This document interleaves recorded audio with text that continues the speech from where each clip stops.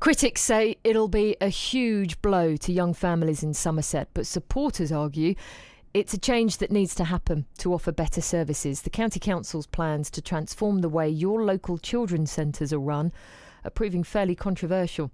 They include concentrating services in fewer main hubs around the county and downgrading some current centres. Yesterday, a meeting was held near Minehead to try and persuade the authority to reconsider its proposals.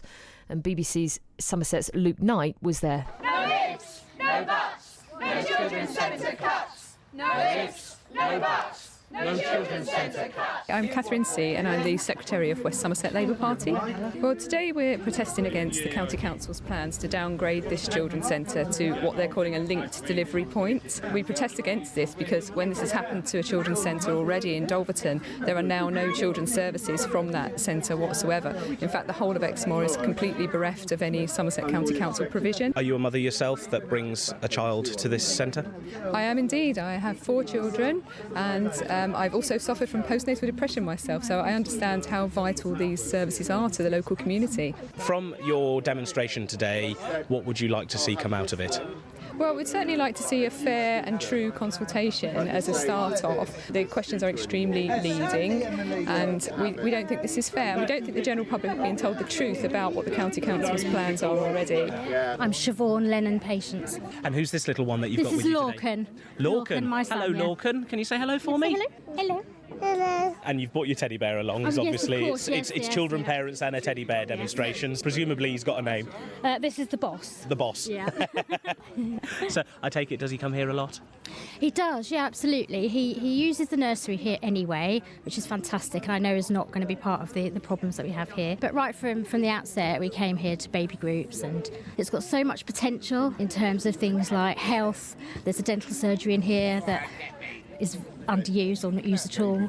Great facility for meeting up for different baby groups or baby massage or breastfeeding support. Great place for things like stay and play groups. And it's gradually we're kind of seeing it diminish, and I think it'll be a real loss to this community. I think it's really significant that we don't inflict so-called austerity measures on our future, which are our young children. The first 1,000 days of a child's life is absolutely fundamental to everything in terms of health, well-being, good nutrition. More importantly, I think also for parents and carers who can often feel very lonely and isolated and really do need somewhere that's like a beacon to them, actually, to offer sort of help, advice and support.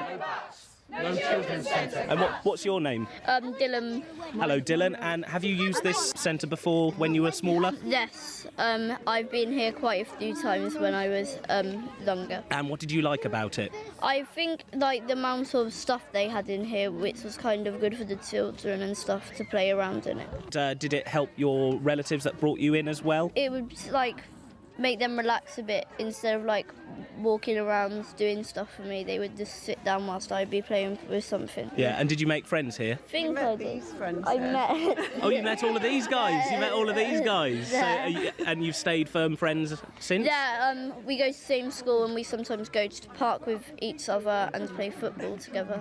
Are you Dylan's mum, are you? I'm Dylan's mum. When he was small, we lived in London, and I was saying to my friend this morning that if it hadn't been for the children's centres around me, I don't know how I would have coped. That was the only place that we got support, where we met all of our friends. I just don't want to lose any of them because I think they're amazing. I understand that you're a teacher or retired teacher? I'm a retired teacher from the West Somerset College here. I have worked at a mother and toddler age, actually, in a different area. So, again, it gives me some insight into that, as well as being a mother and a stepmother and a grandmother and so on. So, yeah, I mean, I don't think there's any getting away from the difference it makes when you put that input in at the right time. If it isn't there when people actually need it, especially with very, very new mums and possibly with their first children, and it's just sharing that wisdom and seeing what happens. I mean, we are very aware of the way that children now need to be school ready and the things that are put in before they start in terms of their social skills, the nursery itself, the way that their language skills develop. You know, those things are just invaluable. You can't put a price on them. No. And have you seen a direct impact from a teaching angle of a child that's been bereft of sort of child services such as this centre? I think I could give you absolutely innumerable examples of that. You can always trace it back. You know, we have to liaise all the way back through into nursery and primary. It's a child's experience before they're 3 is going to set them for life in many ways. No children's centre cuts. BBC Somerset's Luke Knight reporting there.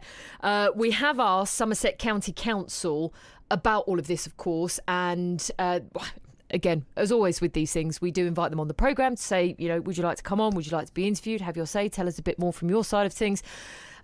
As often is the case, as we've mentioned before, they do give us a statement which says, "We know that providing support for children and families is important, and so we understand that people have strong views. A consultation's underway, and we would urge anyone with an interest to take part so their views can be taken into account.